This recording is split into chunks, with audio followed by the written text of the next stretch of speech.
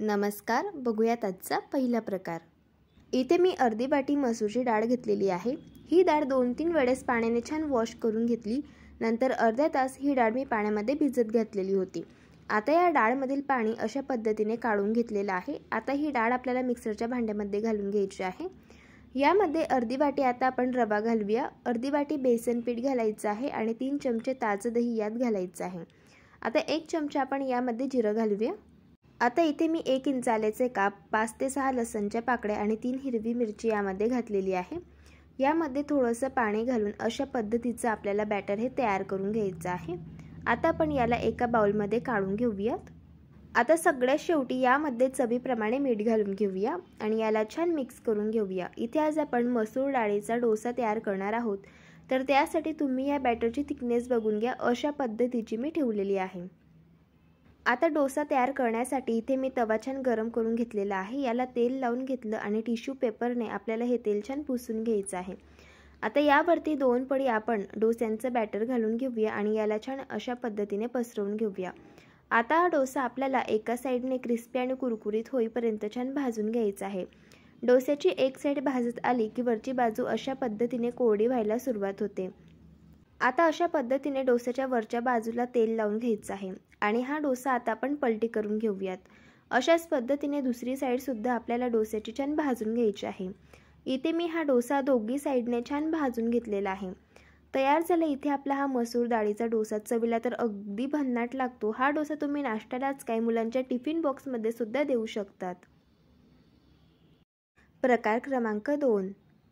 हा पदार्थ तयार करण्यासाठी सगळ्यात आधी आपल्याला पुदिन्याची चटणी तयार करून घ्यायची आहे। मिक्सरच्या भांड्यामध्ये 1 चमचा जिरं घालूया, 4 ते 5 लसणच्या पाकळ्या घालायच्या आहे, 4 हिरवी मिरची यात आपण घालूया। तिखट आवडीप्रमाणे कमी जास्त करू शकता। आता यामध्ये आपल्याला 3 चमचे नायलॉन शेव घालायची आहे आणि 1 चमचा फुटाण्याची डाळ घालायची आहे।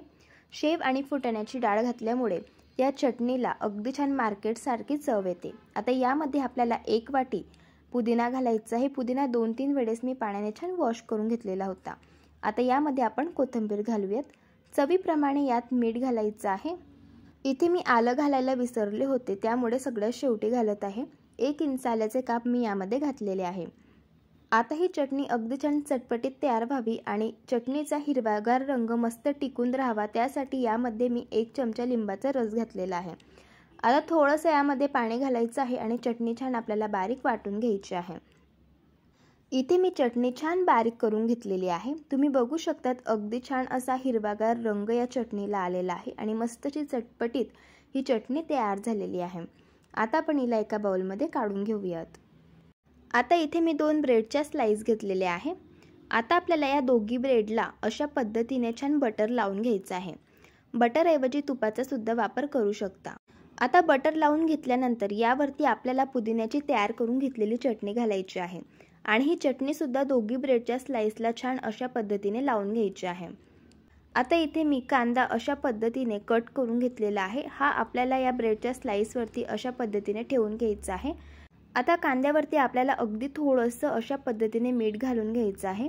नंतर यावरती कट करून घेतलेला टोमॅटो आपल्याला ठेवायचा आहे आणि पुन्हा थोडंसं मीठ यावरती अशा पद्धतीने घालून घेऊया। आता इथे मी काकडी कट करून घेतलेली आहे, तर ही सुद्धा आपल्याला अशाच पद्धतीने यावरती ठेवून घ्यायची आहे आणि अगदी थोडंसं मीठ यावरती घालून घ्यायचं आहे। आता सगळ्यात शेवटी आपल्याला यावरती चीज किसून घालायचं आहे। इथे मी प्रोसेस चीज वापरत आहे, तुम्ही ते मॉझरेला चीज सुद्धा वापरू शकता। असं चीज घातल्यामुळे हे सँडविच चवीला अप्रतिम लागतं आणि लहान मुलं तर खूप आवडीने खातात। आता चीज घालून घेतल्यानंतर दुसरी ब्रेडची स्लाइस आपल्याला यावरती अशा पद्धतीने ठेवून घ्यायची आहे आणि हाताने थोडंसं याला प्रेस करून घ्यायचं आहे। आता आपण हे सँडविच छान भाजून घेऊया, तर त्यासाठी तवा छान गरम करून घेतला। यावरती 1 चमचा बटर घातलं। आता तयार करून घेतलेलं हे सँडविच आपल्याला यावरती ठेवून घ्यायचं आहे आणि पुन्हा थोडंसं बटर आपल्याला सँडविचच्या वरच्या बाजूला सुद्धा लावून घ्यायचं आहे। आता हे सँडविच क्रिस्पी आणि कुरकुरीत होईपर्यंत आपल्याला भाजून घ्यायचं आहे। तर हे बघा, इथे मी एका साइडने हे सँडविच मस्त भाजून घेतलंय। आता दुसऱ्या साइडने सुद्धा आपल्याला अशाच पद्धतीने हे सँडविच भाजून घ्यायचंय। इथे मी दोघी साइडने क्रिस्पी आणि कुरकुरीत होईपर्यंत हे सँडविच छान भाजून घेतलेलं आहे, तुम्ही बघू शकतात। आता आपण याला काढून घेऊयात। आता आपण हे सँडविच कट करून घेऊयात। हे सँडविच चवीला तर अप्रतिम लागतं, लहान मुलंच काय मोठ्यांना सुद्धा फार आवडतं। तुम्ही हे सँडविच सकाळी नाश्त्यालाच काय मुलांच्या टिफिन बॉक्समध्ये सुद्धा देऊ शकतात। अशा पद्धतीने एकदा ट्राय करून बघा। प्रकार क्रमांक 3। इथे मी 1 वाटी मुगाची डाळ 2-3 वेळेस पाण्याने छान वॉश करून घेतली। नंतर हिला 2 तास पाण्यामध्ये भिजवून घेतलेलं आहे। आता या डाळमधील पाणी आपण पूर्णपणे अशा पद्धतीने काढून घेऊया। आता ही डाळ आपण मिक्सरच्या भांड्यामध्ये घालून घेऊया। जर तुमचं मिक्सरचं भांडं छोटं असेल तर 2 बॅचेसमध्ये तुम्ही डाळ वाटून घेऊ शकता। आता यामध्ये 1 चमचा जिरं, 1 इंच आलं, 4 ते 5 लसणच्या पाकळ्या, 3 हिरवी मिरची यामध्ये घालायची आहे। अगदी थोडंसं यामध्ये पाणी घालायचं आहे आणि छान आपल्याला ही डाळ बारीक वाटून घ्यायची आहे। इथे मी डाळ छान बारीक वाटून घेतलेली आहे। तुम्ही आता या बॅटरची थिकनेस बघून घ्या, अशा पद्धतीची मी ठेवलेली आहे। आता ही बारीक वाटून घेतलेली डाळ एका बाउलमध्ये आपण काढून घेऊया।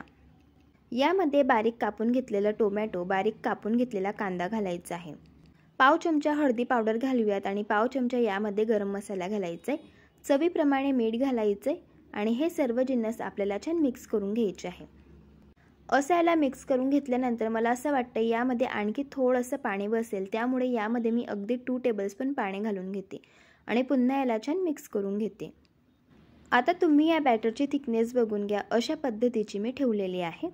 यापेक्षा जास्त पीठ हे सैल ठेवायचं नाही। आता सगळ्यात शेवटी यामध्ये बारीक चिरलेली कोथिंबीर घालायची आहे आणि छान याला मिक्स करून घ्यायचं आहे।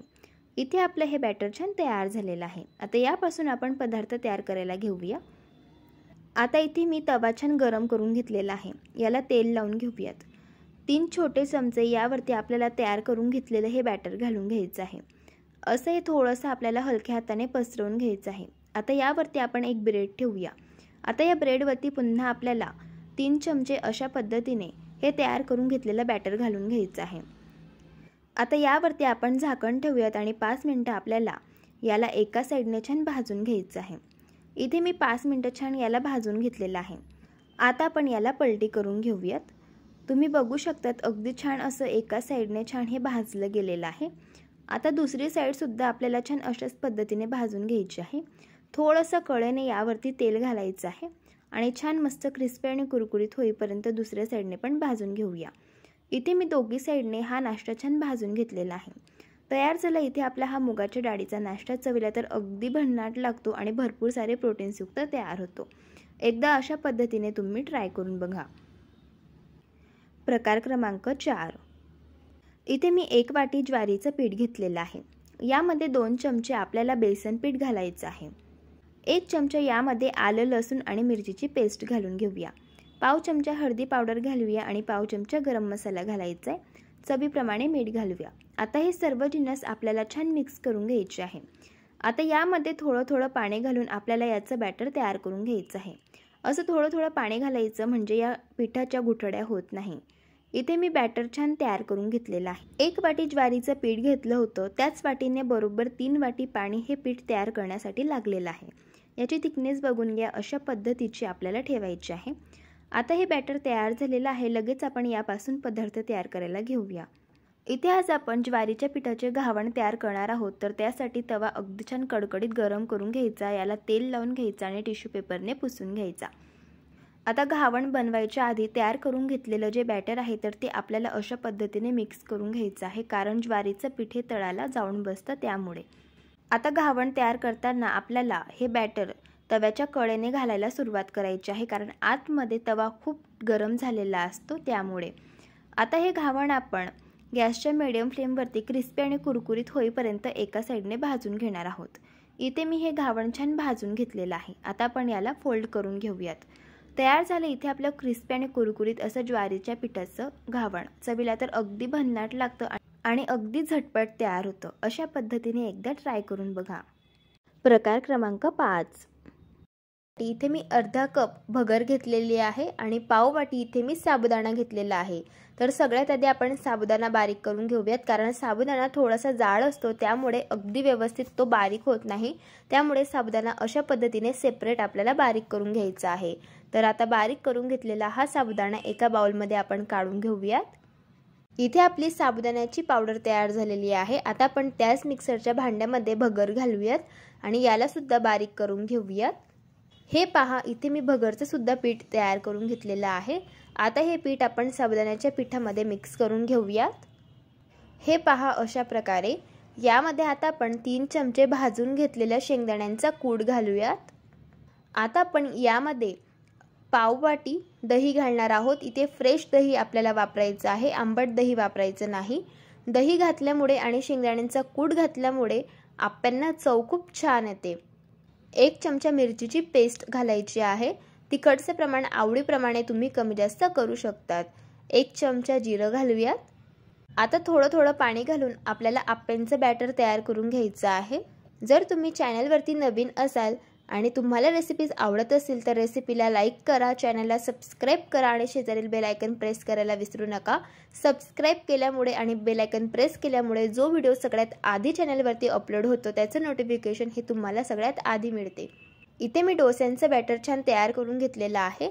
तर हे बॅटर तयार करण्यासाठी इथे मला 1 कप पाणी हे लागलेलं आहे। तुम्ही बॅटरची थिकनेस बघून घ्या, अशा पद्धतीची ठेवायची आहे।